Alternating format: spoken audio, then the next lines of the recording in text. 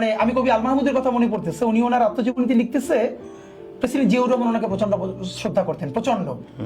তো প্রেসিডেন্ট জিয়াউর রহমানকে নিয়ে ওনার একটা ছোট গল্প আছে, মুশিক রাজার গল্প টাইপ এরকম।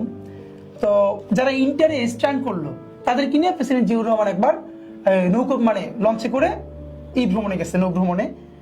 তো ওইখানে উনি একমাত্র বললেন যে আমি চাই কবি আল মাহমুদ এটার সাথে থাকুক এবং উনি বাচ্চাদের সাথে সময় দিই। এরপরে তিনি তাদের সাথে থাকলেন, এসে গল্প লিখলেন।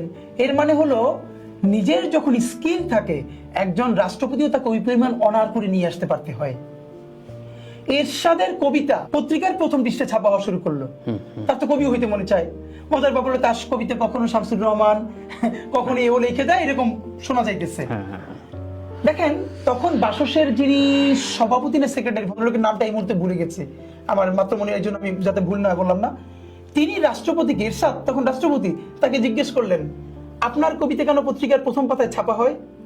উনি বললেন আমি দেশের জন্য এত কষ্ট করি, আমার কবিতা, আচ্ছা ঠিক আছে আপনি যদি বলেন তাহলে আর প্রথম পাতায় ছাপা হবে না। তখন উনি বললেন আমার বলা না বলা প্রশ্ন না, পত্রিকায় তো কোনো কবির কবিতায় কোনোদিন প্রথম পাতায় ছাপা হয় না, ওটা তো সাহিত্য পাতায় ছাপা হয়। এরপর থেকে এরশাদের কবিতা পত্রিকার আর প্রথম পাতায় ছাপা হয় নাই, সাহিত্য পাতায় ছাপা হয়েছে।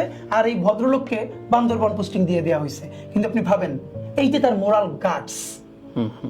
আমেরিকা প্রেসিডেন্ট যখন নির্বাচিত হন, তাকে যখন সাংবাদিকরা ইন্টারভিউ করেন শুধু বলেন মিস্টার প্রেসিডেন্ট, তার নামের আগে 16টা ডিজিগনেশন নাই।